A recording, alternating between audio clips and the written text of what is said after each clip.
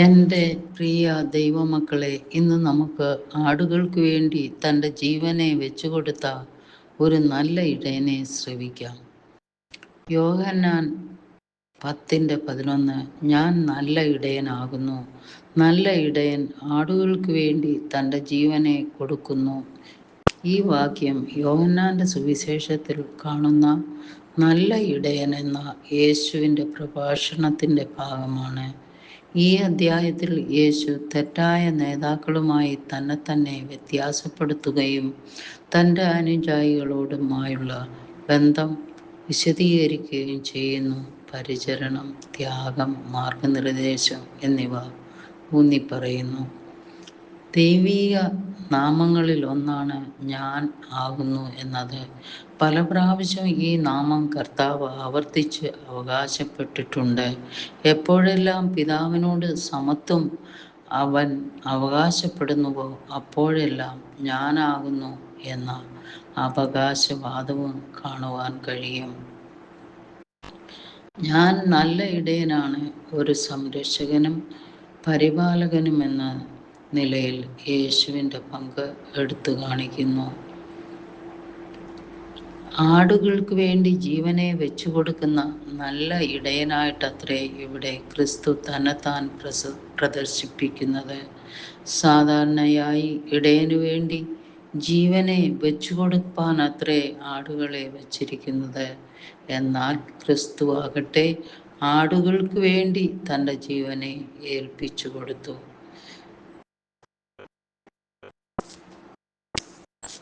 അപകടം വരുമ്പോൾ ആടുകളെ ഉപേക്ഷിച്ചു പോകുന്ന കൂലിപ്പണിക്കാരനായ ഇടയനോട് നല്ല ഇടയനെ യേശു താരതമ്യം ചെയ്യുകയാണ് ഇവിടെ. വ്യാജ നേതാക്കളുമായി താരതമ്യപ്പെടുത്തുമ്പോൾ ഇത് യേശുവിൻ്റെ വിശ്വസ്തതയും അർപ്പണബോധവും ഊന്നി പറയുന്നു. ആടുകൾ യേശുവിൽ വിശ്വസിക്കുകയും അവൻ്റെ ഉപദേശങ്ങൾ പിന്തുടരുകയും ചെയ്യുന്നവരെ പ്രതീകപ്പെടുത്തുന്നു. യേശു നമുക്ക് വേണ്ടി അഗാധമായി കരുതുന്നുവെന്ന് നാം തിരിച്ചറിയണം. ആടുകൾ തങ്ങളുടെ ഇടയനെ വിശ്വസിക്കുന്നത് പോലെ നമ്മുടെ ദൈനംദിന തീരുമാനങ്ങളിലും വെല്ലുവിളികളിലും യേശുവിനെ വിശ്വസിക്കുവാൻ നമ്മൾ പഠിക്കണം. അവന് നമ്മളെപ്പറ്റി വലിയ താല്പര്യങ്ങളുണ്ടെന്ന് നാം അറിയുക. നമ്മുടെ ബന്ധങ്ങളിൽ സ്നേഹവും ത്യാഗവും കാണിച്ചുകൊണ്ട് നല്ല ഇടയൻ്റെ ഗുണങ്ങൾ ഉൾക്കൊള്ളാൻ നാം പരിശ്രമിക്കണം. നമുക്ക് മറ്റുള്ളവരെ എങ്ങനെ പിന്തുണയ്ക്കാനാകും, പരിപാലിക്കാനാകും എന്ന് നാം പരിഗണിക്കണം.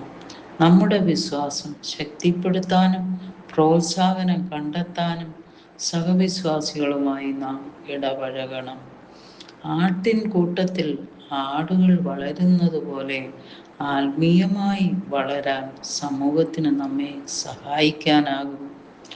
നമ്മുടെ യേശുക്രിസ്തുവിലെ ത്യാഗം നാം ധ്യാനിക്കണം. ഈ പ്രതിഫലനം നമ്മെ പ്രചോദിപ്പിക്കുകയും അവൻ്റെ സ്നേഹത്തെ ബഹുമാനിക്കുന്ന ഒരു ജീവിതം നയിക്കാൻ നമ്മെ പ്രേരിപ്പിക്കുകയും ചെയ്യും.